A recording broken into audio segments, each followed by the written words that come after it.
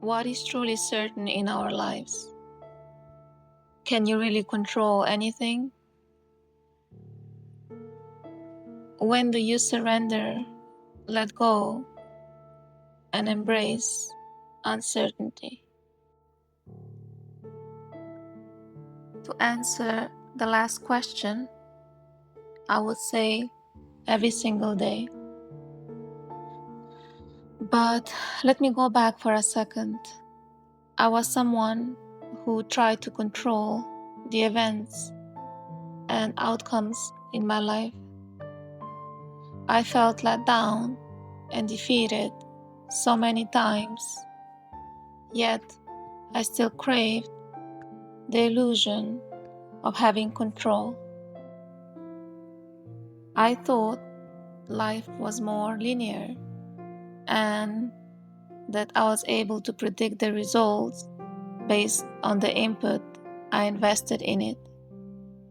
Sometimes that was the case, but often life had its own idea of where it would take me. I was a good girl until I stopped being one. That is the story I created for myself. A narrative of a perfect girl who was never allowed to fail. I loved learning. School was my escape. I would arrive an hour early, despite living a 5-minute walk from it. There was something soothing about the empty hallways and all the knowledge that seemed to linger in the air. Sitting on the bench, looking at the quiet passageways, I allowed myself to dream. I imagined a bright future for myself. I forgot that every story has a villain, and the world does not simply reward you for being the nice and studious girl. The lesson came early. I was a shy, reserved, quiet person. I did not have many friends.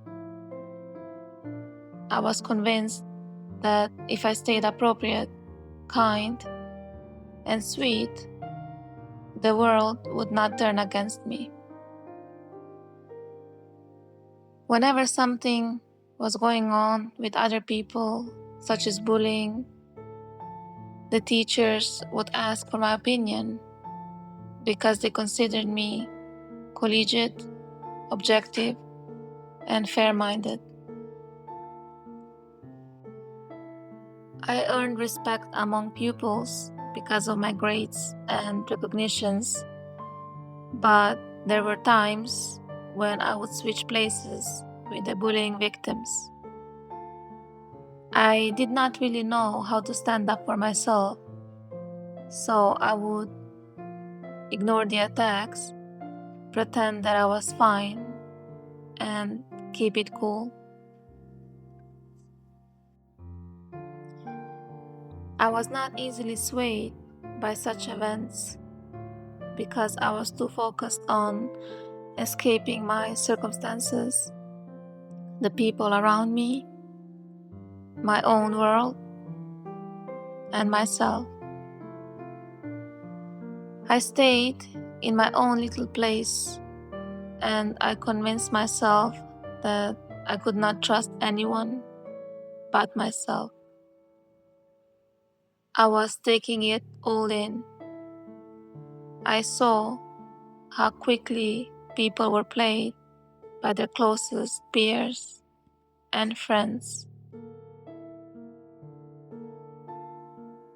I did not let anyone in. I would fiercely protect my universe, yet still tried to fit in. I became quite observant, watching closely to understand what I needed to do in order to prove that I was worthy. Worthy to you, invisible to myself. What became essential was having good grades and getting a well-paid job. Everything else was obsolete. My life became a performance, a perfectionism chase. I designed my own reality, a superficial reality. I was struggling with my inner emotions of worthlessness and not feeling competent, pretty, or good enough. My skin and body became my flawed canvas. Big acne scars covered my face, and my body started changing during my teenage years. I became painfully self-aware as I was surrounded by naturally good-looking people.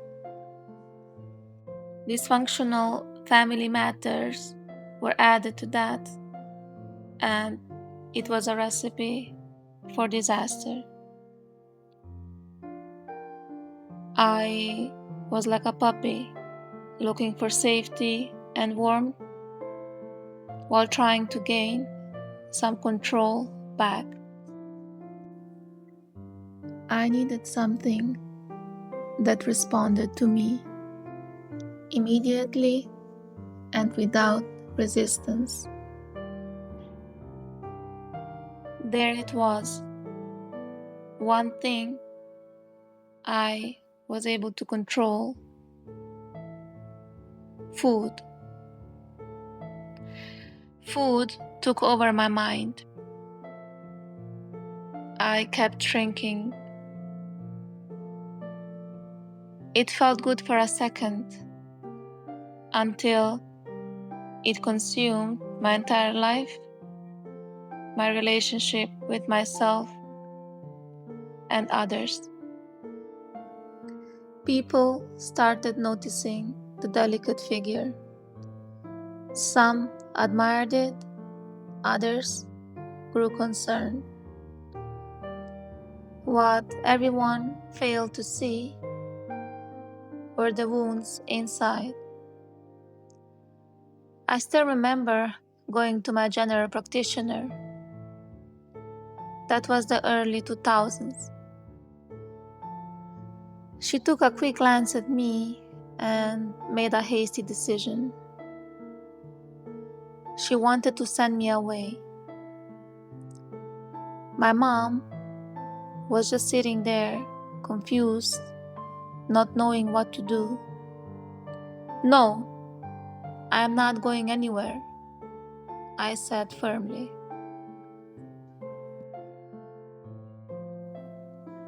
I kept curating the perfect version of myself.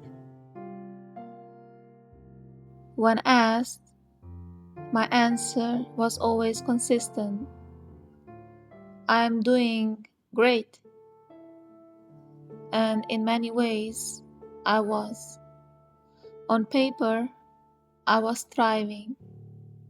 I was still excelling academically.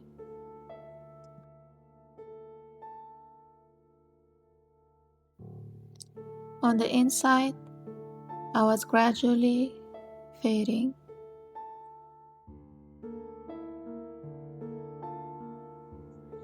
The desire to control the narrative did not disappear.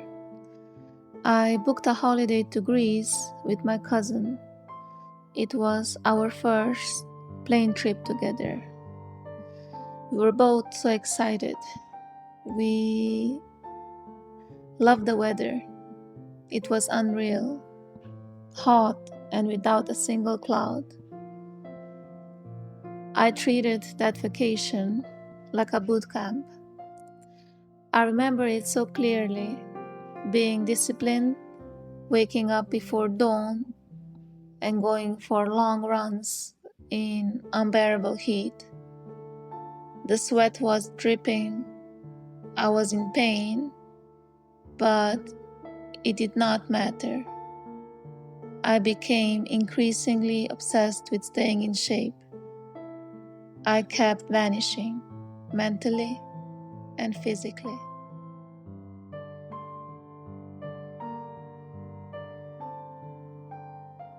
There was a strange level of satisfaction in maintaining that amount of control. I followed a strict regime wherever I was, whether at home or outside of it. My parents, friends, and teachers would try to reach out to me, to talk to me, but a part of me had already shut down.